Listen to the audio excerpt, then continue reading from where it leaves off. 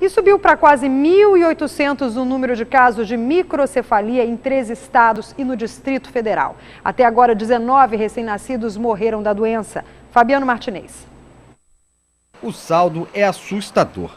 Aumento de 41% no número de novos casos em apenas uma semana.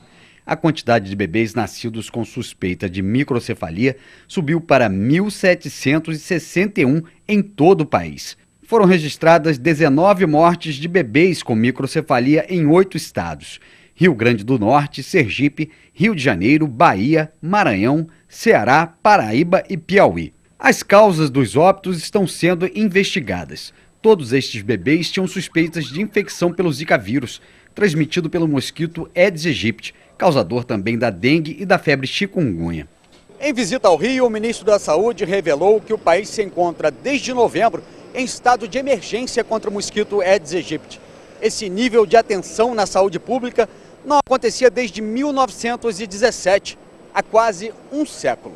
Nós pudemos tomar todas e quaisquer ações para combater isso daí, inclusive fazer alguma aquisição, poder comprar algum medicamento, sem inclusive fazer licitação. A situação é gravíssima. O estado do Rio, que deve receber 500 mil de visitantes na Olimpíada do ano que vem, lançou uma nova campanha de combate ao mosquito. O foco é a prevenção com uma receita simples. Bastam 10 minutos por semana para acabar com criadouros e evitar, de uma só vez, 3 doenças.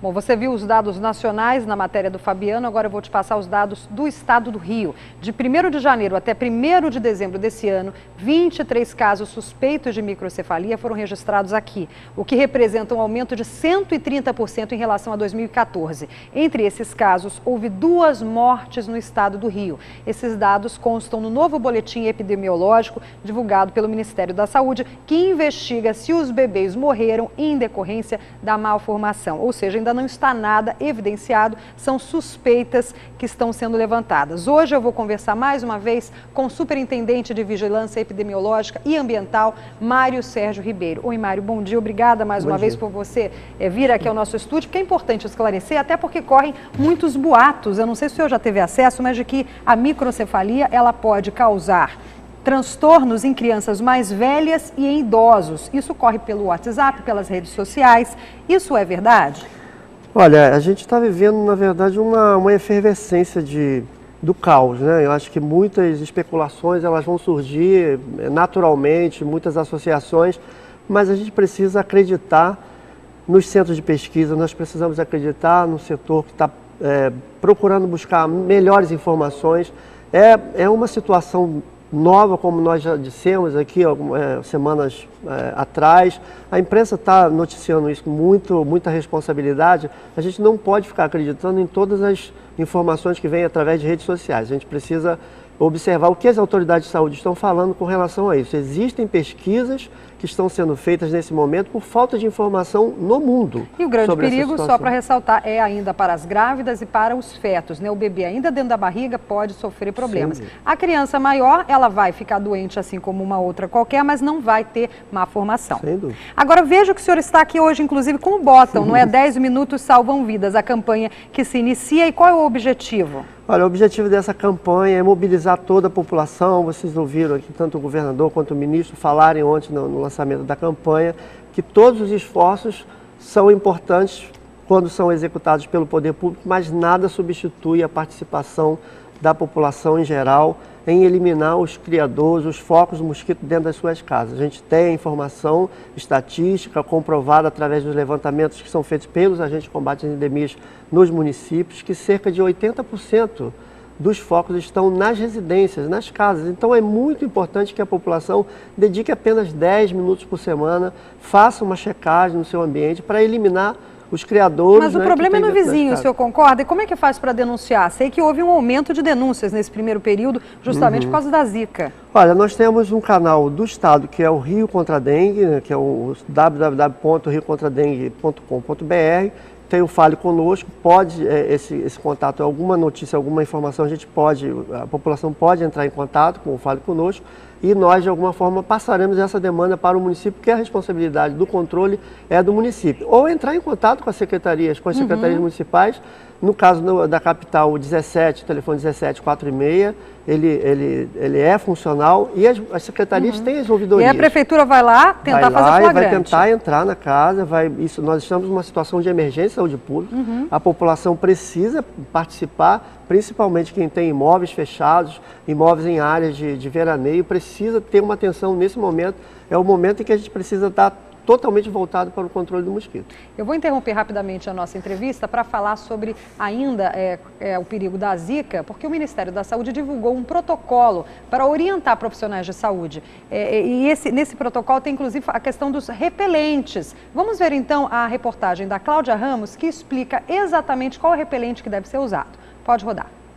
Cláudia leva o repelente para todo lugar. Ela é alérgica a picadas de mosquito e se protege o máximo que pode. Mesmo assim, continuam picando mesmo com repelente. A gente nunca sabe se a gente está usando o correto. Com os casos de Zika vírus, a preocupação aumentou e a procura por repelentes também.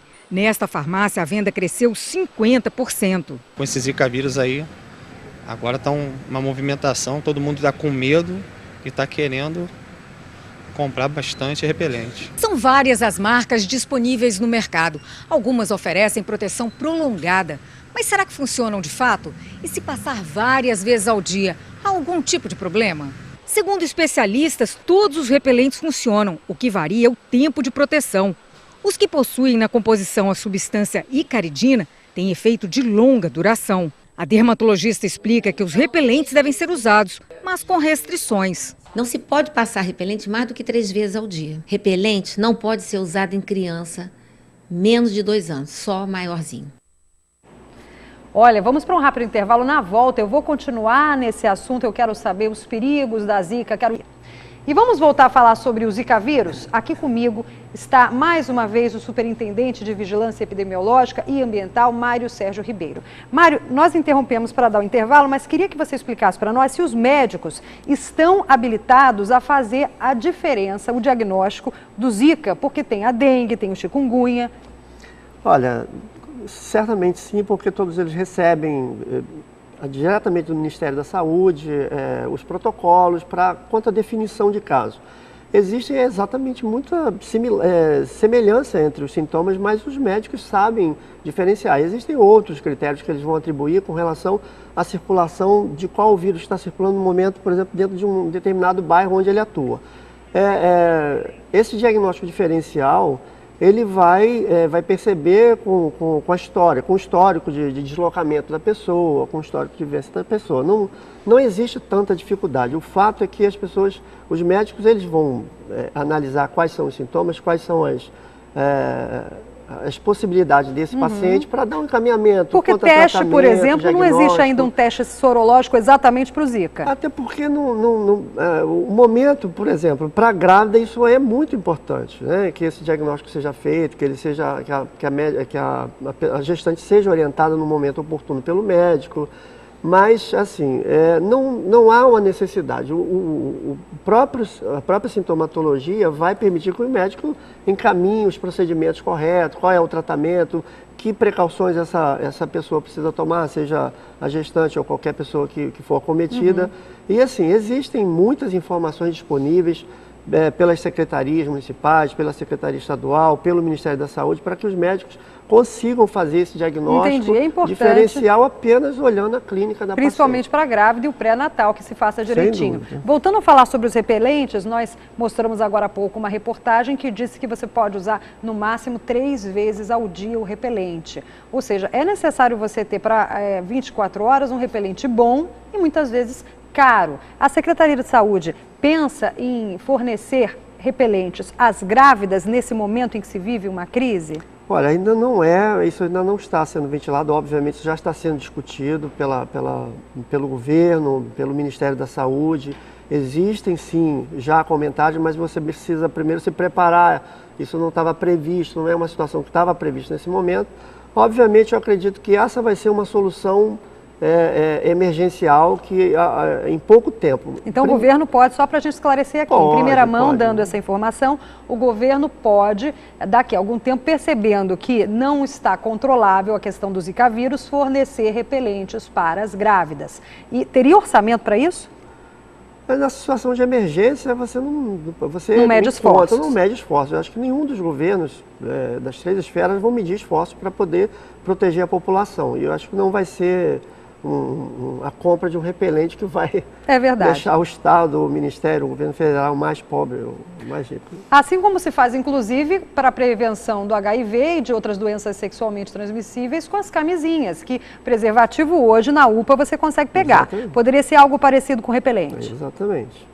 Eu acho que assim, é importante que a população entenda que essa é uma solução também, é uma solução paliativa. Nós temos um mosquito envolvido nesse processo, nós temos também um comportamento que, embora a gente viva num estado onde as temperaturas são altas, a proteção individual, mesmo sem o uso do repelente, porque mesmo distribuindo repelente, existe uma limitação do repelente, tem quantidade de vezes por dia, então a gestante, principalmente, ela tem que usar aquela proteção, a roupa comprida, calças, principalmente as pernas. Mas imagina no verão agora, olha o calorão. Mas é um esforço. Assim, a gestante tem muitas recomendações quando ela sabe que está grávida, o médico passa várias recomendações.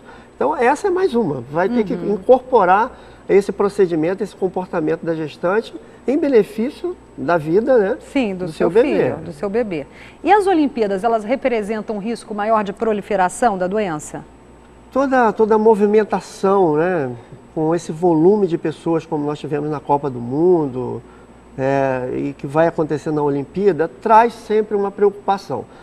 Existem grupos, né, existem movimentos, organizações que estão sendo trabalhadas para evitar, para se estudar o que pode acontecer, que tipo de doença pode ser introduzida no Brasil, ou que tipo de doença que circula no Brasil que pode acometer turistas. Então isso fica muito atento. A vigilância epidemiológica, as vigilâncias epidemiológicas, tanto do Estado quanto do município, elas têm essa sensibilidade, acompanha isso. É óbvio que nem tudo você consegue controlar, alguma coisa foge da nossa capacidade de prever. Essa situação da Zika, por exemplo, no Brasil, ninguém esperava isso. Isso é uma coisa que não foi estudada, não foi observada em lugar nenhum. Nós estamos construindo ainda o conhecimento para entender melhor essa doença, que vai auxiliar não só os estados brasileiros, mas vai auxiliar outros países para entender essa doença e como enfrentar essa situação no futuro. Bom, para que você aí de casa não seja pego de surpresa, como fomos todos nós, né, o governo mesmo analisando a Zika, faça aqui o que diz esse botão, 10 minutos salvam vidas. Na sua casa, verifique se tem foco, criadouro, você já sabe, é água parada, o mesmo mosquitinho também pode te contaminar com outras doenças. Então, fique alerta. Mais uma vez, muito obrigada por esse esclarecimento. A gente sempre está aqui dando informações de serviço para a população e a gente espera que outras vezes podemos contar com o senhor novamente. Com certeza.